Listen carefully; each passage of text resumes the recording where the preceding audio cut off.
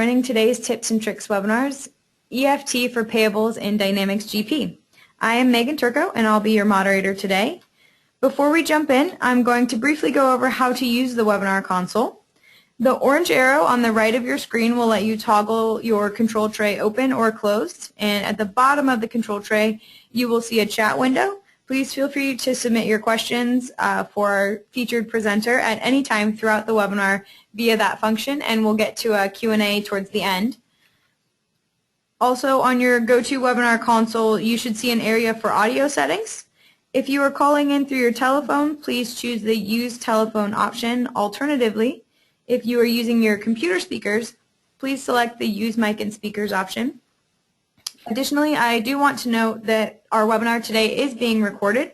We will send out the slides as well as a link to the on-demand recording of today's webinar within about 48 hours. So please keep an eye out for this email if you're interested in accessing the webinar and some additional resources after today.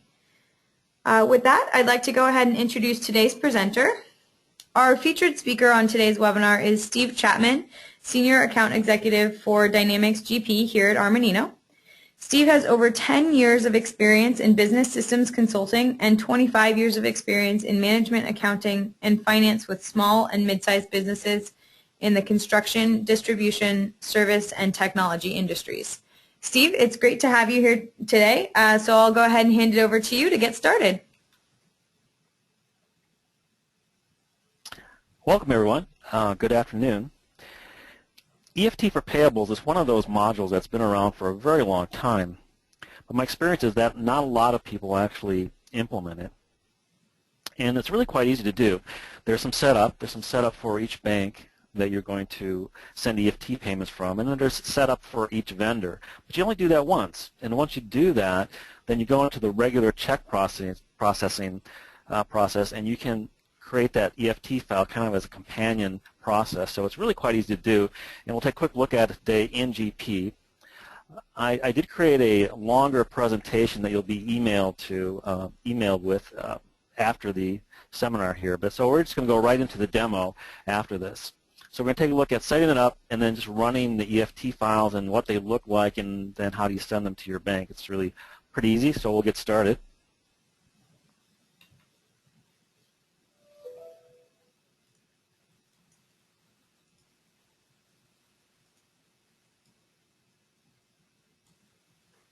All right, so the first thing we're going to do is we're going to do some setup.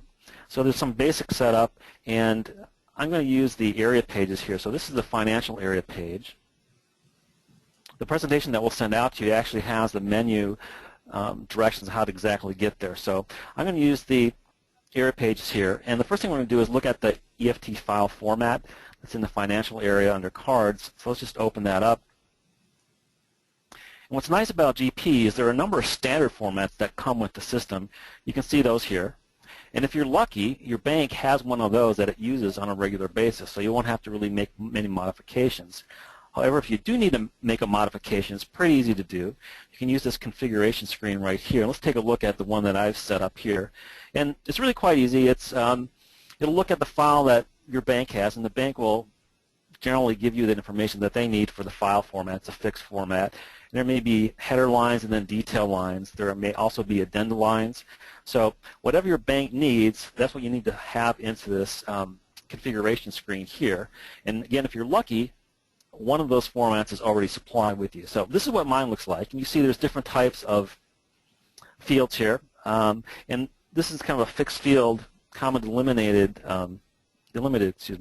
file. So this is a pretty easy one. We'll take a look at the end, but this is the setup for the bank, and that's all you need is one of these for each bank that you do. So the next thing you need to do is set up the checkbooks in GP. So you use your regular checkbooks, but you add a little additional information. So let's take a look at that. Go to the financial cards area again, look under checkbook, and let's take a look at this checkbook ID here. So on this one I've set up for EFT. You'll recognize this is a standard checkbook in GP. If I click on EFT Bank, I've got some additional information that I need to supply to the system. It's basically the routing number over here and the bank account number. So this is just information that the bank can give you. You can see it at the bottom of your check. There's nothing mysterious about that. And then the third setup piece is down here, the payables options. So if I open that up, this is where I'm going to specify some things about what GP is going to do with the information that's generated from EFT. Down here at the bottom, you can see it's going to create files. It's going to locate them in these file locations on your system. Right? This can be on your local workstation, can be on your network, wherever.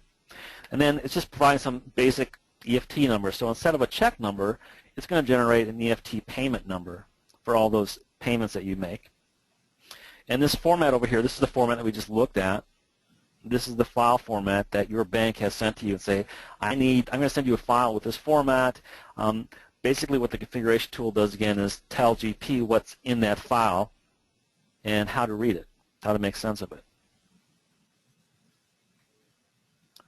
So that's the basic setup that you have to do in your system.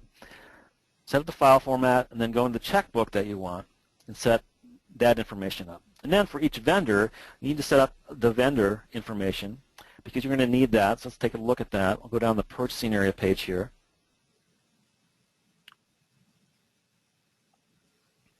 Let's take a look at a vendor.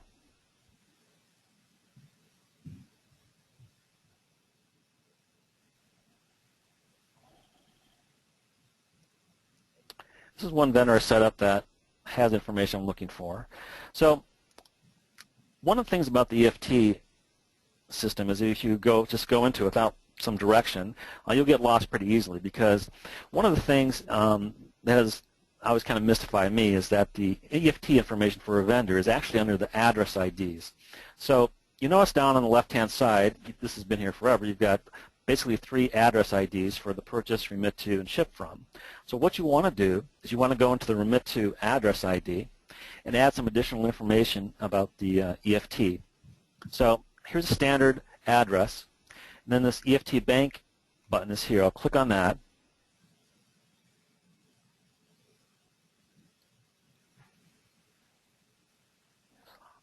So this is where for every vendor that I have information about that particular vendor. So I've got their transit routing number and their bank account number. Also, you have to specify the account type. Typically, it's checking or savings. There may be some others. But you'll get this information from your vendors, and then you put it in the system. So every vendor that you're going to have EFTs for, there's going to be a match between the file format from your bank, the checkbook setup in GP, and then the information for each particular vendor. If there's a match, then the system will create an EFT file for that particular payment. So this is a setup. Let's take a look at it, how we would actually create a payment. So what I'm going to do is create a little check run. And I'm just going to include EFT payments in it, but you can include regular checks in it as well. And as you know, there's various ways to put together a check run. But I'm just going to use the standard out of the box. This is how you do it. So we'll see each component separately. So the first thing I want to do is I want to go to purchasing area page, go to the transactions, and create a batch. So I'm going to create a batch, just call it EFT checks. It's going to be from my computer checks. So there's 2 things here. I want to make sure that I check this as an EFT batch. I'll check that. And then the checkbook ID that I select has to be the one that has EFT information associated with it. In this case, it's the Uptown Trust account. So that's all I need really for the batch. Identify as an EFT batch and put the checkbook ID in there that has EFT information. So that's done. So there's a number of ways to create payments in a batch, but the one that I like is this new one. If you haven't seen this yet, this is actually a pretty easy way to put together a quick check batch. So I'm going to use that batch I just created. It's going to show me all my vendors, and this is the vendor that has EFT information associated with it. It's going to show me the invoices that are paid for that. Let's unmark some of these here.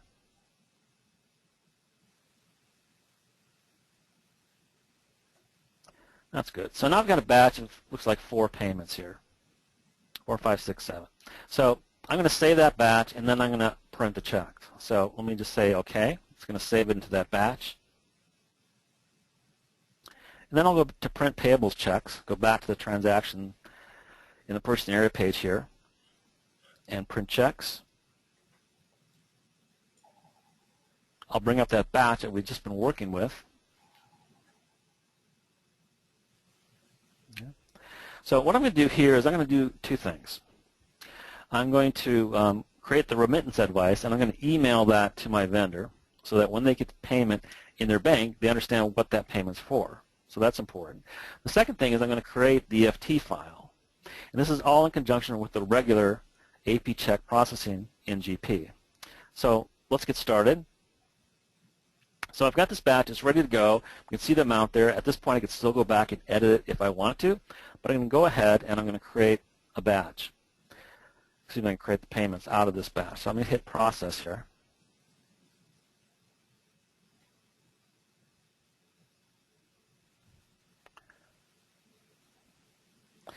So it's going to bring up this screen here. And what I want to do is I don't want to print the alignment form because I'm going to email these out to my vendor. So I'll just hit remittance form and click that. So tell it to email it if it can. Then I'll hit process. Let's just take a look at the remittance.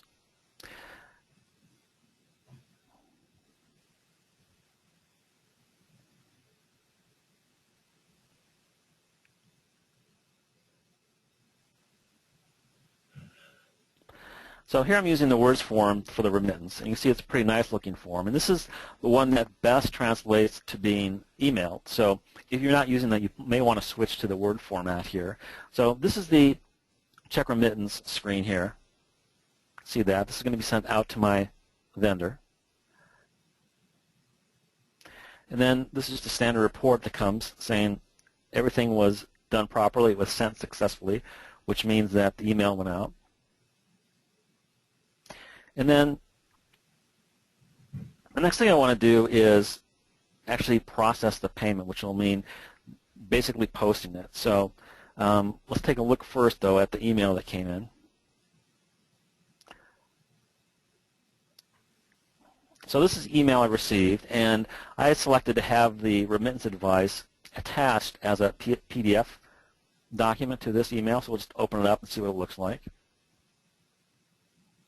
So it's a pretty nice looking,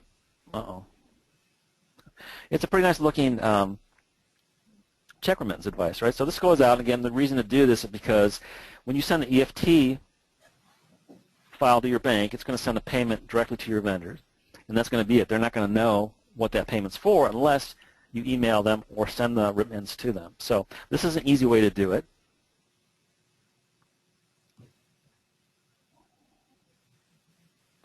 And so we've run the checks. Now, if I wanted to, the next thing to do then is to actually post these payments. So we've run the remittance, and I'll just hit post here and then process. So what's going to do, it's going to do the regular processing it would do if it was printing checks. It would relieve accounts payable. In this case, it's going to create the EFT file.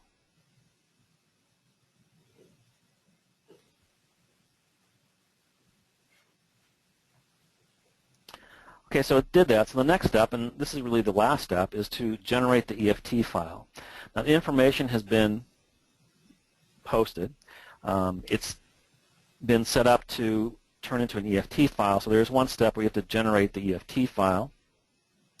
So we'll do that. It'll bring up the screen here, and I'll look up the checkbook ID. And I've got this one batch here, so I'll just select that and hit generate EFT file. This tells me where it's located. This is based on the setup that I did for the bank. So let's take a look at that. Sorry, I was going to do this before.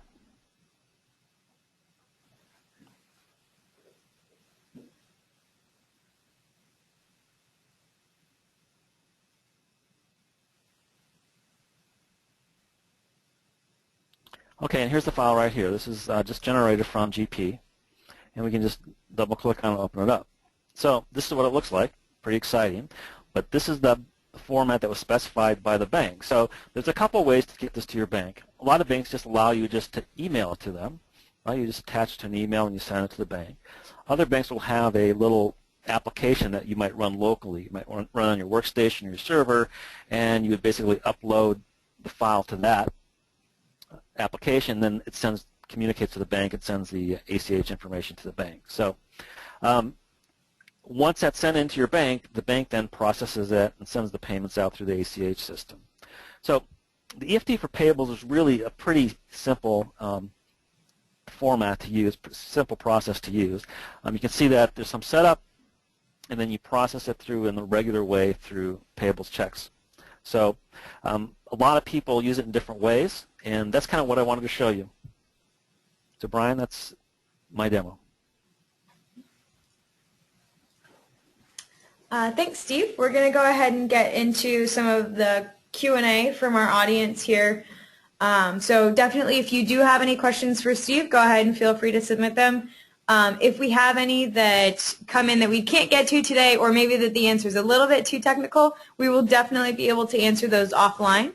So feel free to submit any of the questions you'd like. And it looks like we actually just got one.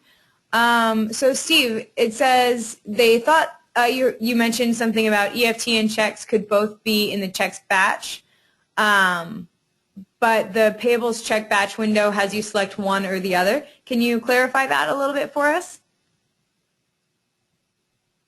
The payables batch, basically what that is doing is saying that, oh yes, there is some EFT information in here as well. Okay. And what do people typically use this functionality for?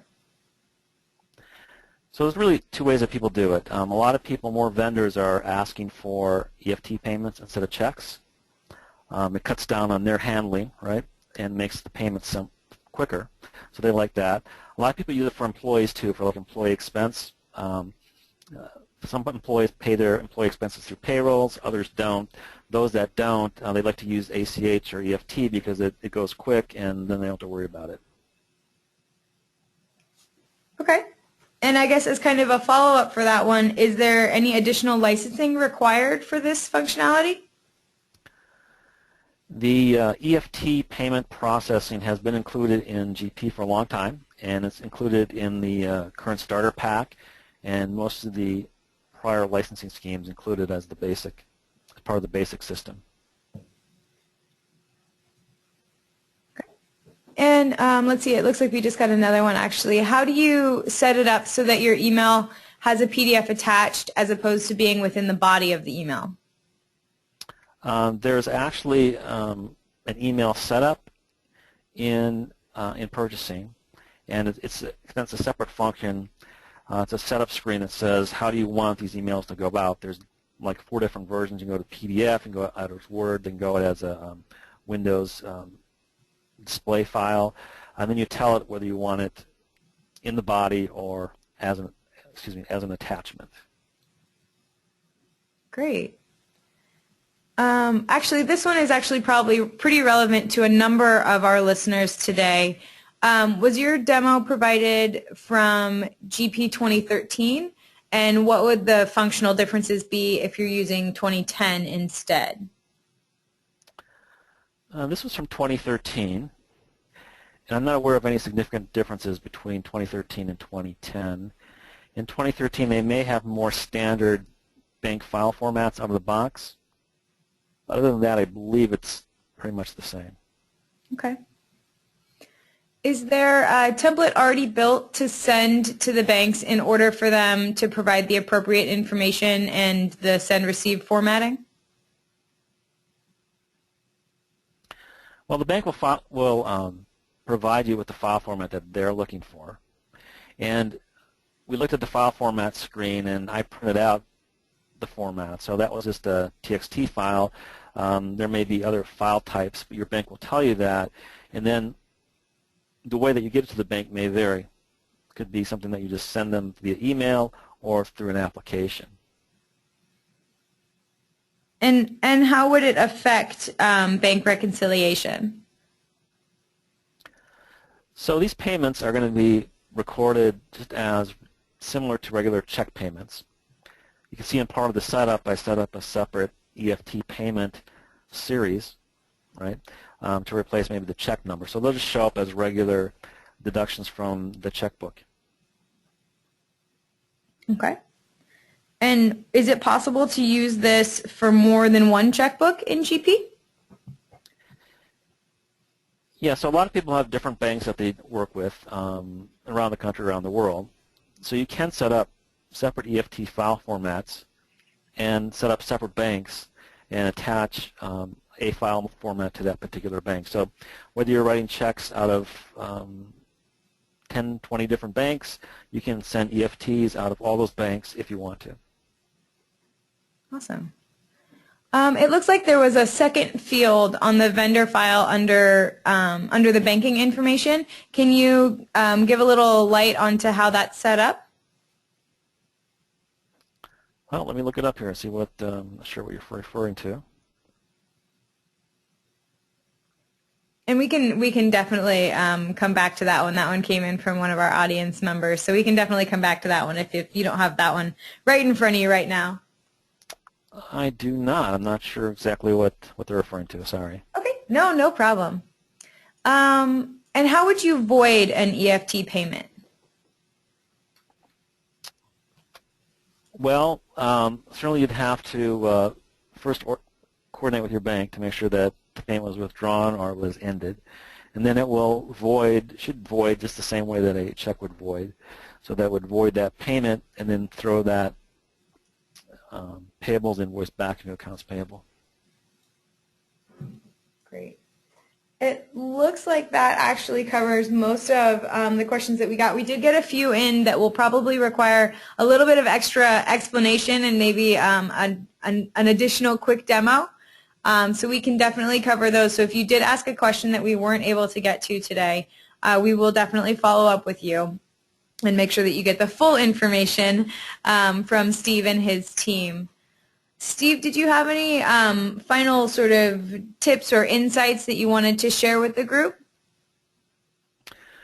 Well, this is functionality similar to a lot of GP functionality that's there, and people don't take advantage of it because they think, well, it might take too much time, too hard to understand, too much time to set up. But it's really not. It's pretty easy, and a lot of different people use this, and you'll probably find that a lot of your vendors, if not your employees, are asking for this type of payment. Okay. Well, thank you so much, Steve. And of course, I know that if any of you are interested in additional demos or anything like that, and of course, if you do have more questions, Steve is always welcome to answer your questions. So his information is actually up on the screen, and we will be emailing out, as I mentioned before, a link to the recording of today's webinar so you can see Steve's full demo, and also a bit fuller of a PowerPoint presentation if you wanted to kind of go through those on your own pace as well. Definitely feel free to reach out to our team if you have any questions on EFT for payables and GP or anything like that. We are happy to help, and we look forward to seeing you on some of our future webinars.